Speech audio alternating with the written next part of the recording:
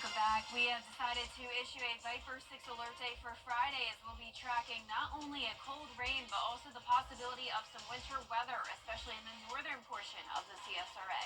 Stay with us for the latest on your forecast. Right now on News Channel 6 at 7, the body of President Jimmy Carter arrives in Washington, D.C. to lie in state. We have a live report from Washington with a look back at today's ceremony. Plus, helping people in need stay warm as the temperature drops. What you need to know. And coming up, South Carolina's traffic fatalities report now released. We have the details. Live from Television Park, this is WJBF News Channel 6 at 7. Good evening, everyone. I'm Dee Griffin. Thanks so much for joining us. Coverage you can count on begins in Washington, D.C., where former President Jimmy Carter is lying in state. Upon arrival, his motorcade pausing at the U.S. Naval Memorial before a ceremony at the U.S. Capitol with Vice President Kamala Harris delivering. Reporting live in Washington, I'm Basil John. And it's time now for a first check of our weather with Chief Meteorologist Jennifer Tracci. And we know that it's cold in Washington, D.C., but it's also cold here. Yeah, pretty much everyone across the nation. I know you were looking at that map Yeah. earlier. We're all cold. Can't really escape it unless you're in far southern Florida. But all of this cold air has come in from Canada, and it's here to stay even into the third week of January. Right now on our Terry Lambert Hyundai Skyview cam, it is a clear and pleasant night. Not much going on when it comes to rain or cloud cover, and it will stay that way through Thursday. And it's just plain cold out there. Low of 24 this morning, putting us 11 degrees below average. High temperature was also 11 degrees below average. Only made it to 48 in Augusta today. So we were struggling to even make it to 50 across the CSRA. And now we're seeing a lot of 30s, 39 in Thompson, getting awfully close to freezing already in Augusta at 34. Aiken at 37, 39 in Millen, Sylvania at 37. So once the sun set, our temperatures have really dropped off quickly. 38 in Gibson, 39 in Waynesboro. Dew points are super low today, only in the mid-20s for the most part, and the winds are also very calm. So a big change of pace from yesterday. It was very cold yesterday as well, and the winds were adding to the cold by making a pretty harsh wind chill. The good news is that the actual temperature at least is what it feels like outside. So you don't have to worry about a wind chill tonight, only up to around 5 miles per hour. So we do have optimal radiational cooling conditions with the clear skies, calm winds, and dry air in place. So that will allow the temperatures to really fall down drastically tonight, all the way into the low 20s. So 23 in Augusta around 6 and 7 o'clock in the morning, 28 by 9 a.m. with those calm winds persisting. Lots of sunshine to look forward to tomorrow and Thursday, though, as temperatures are going to be at 50 tomorrow afternoon, then down to 46 on Thursday. Friday is a completely different story. Once again, that's when we have the Viper 6 alert day issued for rain and also winter weather moving in. So I'll have the latest on that coming up in the full Viper 6 forecast. But back to you, Dee. All right, thanks so much. We'll see you in a few more minutes. Well, if you've been outside today, you know how cold it is, but as we get closer to the weekend, those temperatures will only drop, as you just saw from Jenna. Maria Smith shares what you need to know about local warming shelters in our area. Right here in Richmond County, there are several daytime and overnight warming centers, but there is important information you need to know before arriving, like this clearance form. We do accept men over 18 years old. They have to have a shelter clearance. However, this is emergency time. So if someone's knocking on our door and needing shelter, we're going to extend our hours till about 9 p.m. Chris Jones is the executive director at Augusta Rescue Mission, one of 3 overnight warming shelters in Richmond County. It's extremely important for us because we realize that there are limited spaces that people can stay when the weather is this bad. Visitors are required to provide the clearance form found at the Richmond County Sheriff's Office in order to be a guest. But Augusta Transit Director Dr. Oliver Page says they'll do everything they can to assist you. If you do not have clearance and you get to the Broad Street Transport Facility or the May Park Community Center, we will call a sheriff's deputy and they will assist that individual over the phone with getting a police clearance. Augusta Transit has expanded its resources by providing free rides between 3 and 7 o'clock to overnight warming shelters, including Augusta Rescue Mission, Garden City Rescue Mission, and the Center of Hope. You can come here, you would have to report yourself, or if you attend the May Park Community Center, they will call us, and we will send a bus to the May Park Community Center to transport you to the 3 overnight women's shelters. But if an overnight stay isn't what you need, there are daytime centers open as well. May Park, we're a warming shelter during our business hours, so anyone can come in, and if they're too cold, they can warm up and come sit in the gym. For further details on those daytime warming centers or transportation to those centers, visit WJBF.com. In Augusta, Bria Smith, WJBF News Channel 6. Augusta city leaders are back to work with new members and a new mayor pro tem. The board welcomed new District 7 Commissioner Tina Slendak, along with new District 5 Commissioner Don Clark. City leaders also voting to make Wayne Guilfoyle the new mayor pro tem, defeating Commissioner Alvin Mason. Guilfoyle gathered support for his 10 years serving on the commission. I feel good about my nomination, and I'm glad that he is going to be here for the 2 years to serve as mayor pro tem. I think that I know that he is more than capable of serving that position, and I look forward to working with him. Commissioner Alvin Mason, who missed 6 months last year after back surgery, told commissioners following the operation his heart stopped for about 5 minutes and he had to be revived. But he feels able to come back and continue work as a commissioner. Welcome back. Well, it seems every day we are telling you about deadly traffic accidents in South Carolina, but there are really more now than ever than it used to be. I wonder, is that the case? The state's Department of Public Safety released statistics last year. Carolyn Yaffa takes a look at some of the trends. I'm here at a gas station off Interstate 77 where a driver told me he feels safest on South Carolina highways. South Carolina Highway Patrol says they saw a decrease in statewide collisions in 2024. Compared to 2023 and years past, every single category, including people killed and people injured, has significantly decreased. Fatal crashes not only fell 9% in 2024, but they're at the lowest level in at least 7 years. In fact, deadly accidents are down for the 4th consecutive year and are now down 18% from a peak in 2021. South Carolina driver James McClendon says he drives all over the country for his job, and he believes Highway Patrol educating young drivers will get closer to target zero. If the state patrol and the sheriff departments are doing it, telling the younger and younger drivers that's how they need to drive. Pay attention to everything around them, not just one thing. So it will work. It will bring fatalities down. I spoke with Master Trooper William Bennett, and he says as of January 6th, collisions are already down so far in 2025 compared to 2024. In Columbia, Caroline Yaffa, WJBF News Channel 6. Aiken County has a new sheriff. Marty Sawyer was sworn in Tuesday afternoon. He spent the last month leading up to his start preparing for this transition. His command staff has been finalized, and he's met with local leaders to share his plans for the sheriff's office and understand their needs. So far, they're 100% behind us. Money is something we have to consider. Like I said in there, we want to be good stewards of taxpayers' money and use it the best way we can, but we also want to put as many people on the street and investigations and dispatch as we can have. Sawyer is focused on improving the sheriff's office with better training, he tells us, as well as equipment and mental fitness for his team. He also plans to boost visibility in rural areas by adjusting patrol schedules. Well, new tonight, the interim superintendent for Richmond County Schools has been officially sworn in. Dr. Melinda Cobb was sworn in during a ceremony this afternoon. For the past 3 years, she has been working as one of the deputy superintendents. Cobb takes over after Dr. Kenneth Bradshaw, who resigned at the end of 2024. Along with Dr. Cobb, the 4 newly elected board members were sworn in as well. I'm very excited, optimistic, and honored about this opportunity that we have to be able to help lead the Richmond County school system. I want to say continued focus on our academic success and support of our families with our community partnerships. Previously, Dr. Cobb was Associate Superintendent of Academic Services, and she's being sworn in with her son, Super Cooper holding her Bible there. Well, coming up, the Lakin Riley bill is closer to becoming law. We take a look at what it promises when we return.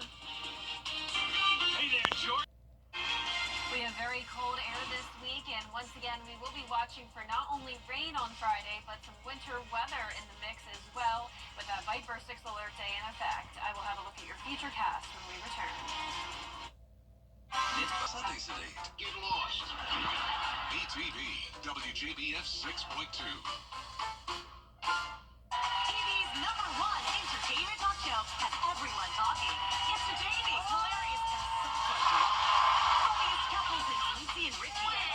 Hey, Friday night. Weekday mornings at 9 on News Channel 6.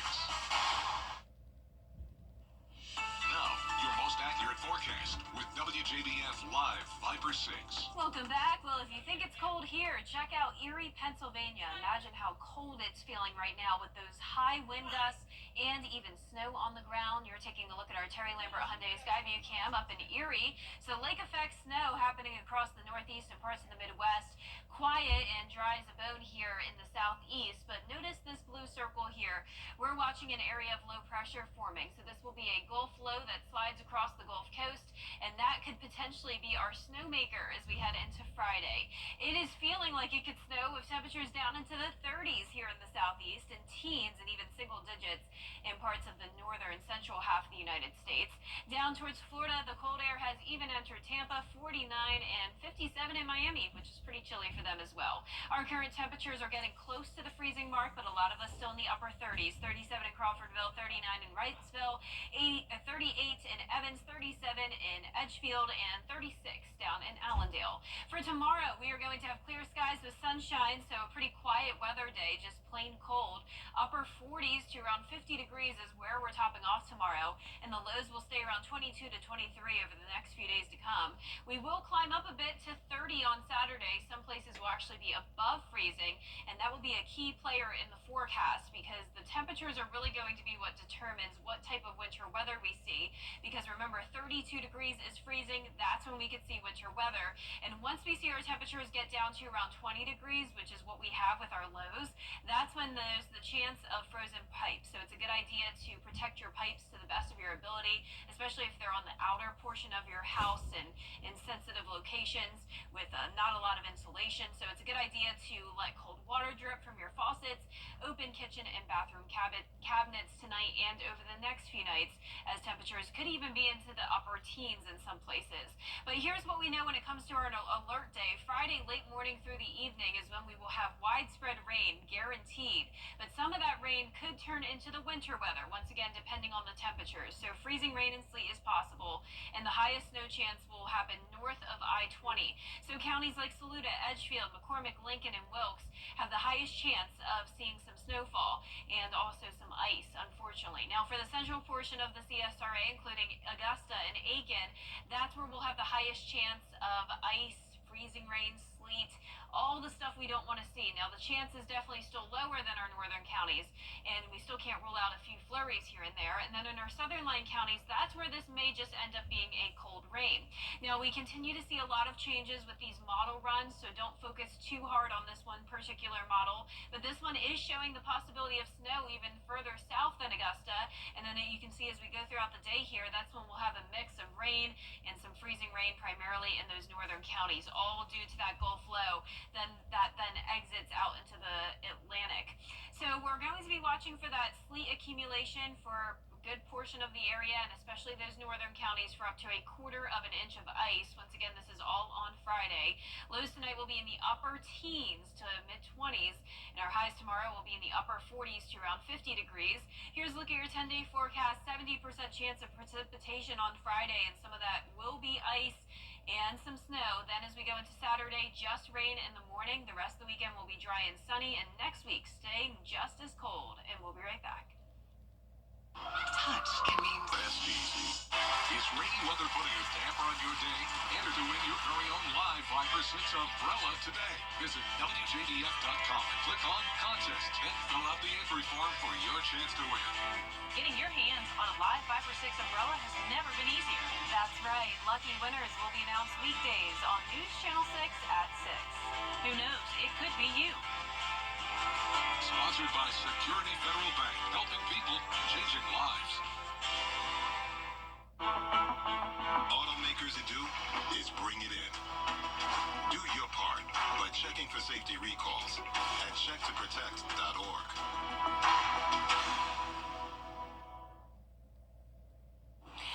You may have seen this viral trend on X. It all started when someone posted this photo about a staircase asking, keep it or tear it out.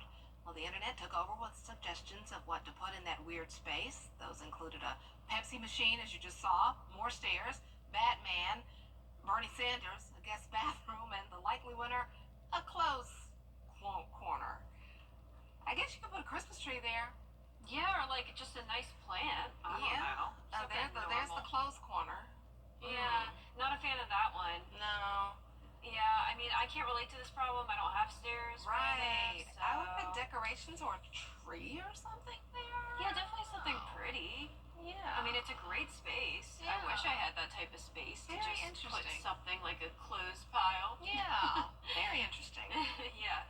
Well, our 10-day forecast showing interesting weather as well, especially on Friday. That's when we have our alert day. 70% chance of precipitation, and of course, some of that precipitation could be frozen or snow. Then we'll see a few rain showers early Saturday morning. The majority of the weekend looks good, though. The majority of the weekend, we just got to get through Friday. All right, thanks so much. And that's our time for now. Thanks for joining us. Entertainment Tonight is next. Have a great evening.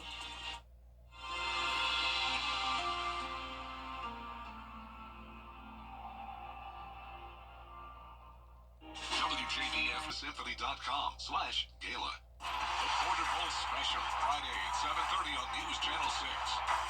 The live Viper 6 mobile app. Download it today. We have issued a Viper 6 alert day for Friday due to the potential of winter weather, including all types of winter weather, snow, sleet, and ice, all a possibility, and I will have the latest on that coming up. Right now on News Channel 6 at 6, the body of President Jimmy Carter arrives in Washington, D.C. to lie in state. We'll have more as News Channel 6 at 6 starts now. Live from Television Park, this is WJBF News Channel 6 at 6. Good evening, everybody. I'm Brad Means. And I'm Jenny Montgomery. Thank you for joining us. Coverage you can count on begins in our nation's capital, where the state funeral of former President Jimmy Carter continues. His body was transported to our nation's capital after a ceremony at the Carter Center this morning. Our Washington correspondent Basil John reporting on events in D.C. honoring the former president. Basil? News Channel 6 will carry that funeral live Thursday morning. ABC News coverage starts with the president's casket being moved from the Capitol to the National Cathedral around 9:55 a.m. It is time now for a first check of our weather with our chief meteorologist, Jenna Petracci. Jenna, what can you tell us now about this chilly week? Well, for now, it is just staying chilly, sunny, and dry. We don't have anything going on really over the next couple of days other than those well below average temperatures. And right now, we do have a beautiful fiery sunset as we take a look at our Terry Lambert Hyundai Skyview Cam in Swainsboro. Today, we started out very cold, low of 24 degrees in Augusta, putting us 11 degrees below average. And our high today was also 11 degrees below average, only making it to 48 degrees. So we struggled to even get to the 50-degree mark today across the entire CSRA. Upper 30s already in Barnwell, 41 in Allendale, Bamberg at 44, 42 in Sylvania. Temperatures will drop off quickly now that the sun has gone down. 44 in Gibson, 43 in Edgefield. So get ready for a cold and very dry night. We have dew points only in the low 20s across the area with winds very light. So every time that we have clear skies and calm winds, that is radiational cooling going on, and that means it will get cold fast tonight, falling all the way down into those low 20s and even some upper teens possible. So the good news, though, the trade-off here is that at least we don't have a harsh wind chill tomorrow like we had this morning. The winds were still very gusty at this time yesterday. Now we have high pressure and control keeping the winds calm. A little bit of cloud cover down to the south of us, but we will stay clear tonight. We're going all the way down to below freezing by the 9 o'clock hour, upper 20s in the forecast by 10 p.m. Now, as we look ahead here, sunny and bone dry Wednesday and Thursday with those frigid mornings. Then it will be just as cold Friday morning, so well below freezing. And at that point, we will have more moisture moving in, and that could produce not only rain, but also a winter mix. Once again, we do have a Viper 6 alert day in effect all day Friday, and I will have the latest on that coming up in the full Viper 6 forecast. But back to you. All right. Thanks a lot, Jenna. And yes, if you've been outside today, then you know what Jenna says is true. It is cold out there, and those temperatures only dropping as we approach the weekend. That's why overnight shelters are important. They can give people a break from these chilly temps. You just go inside one of the centers around town and fill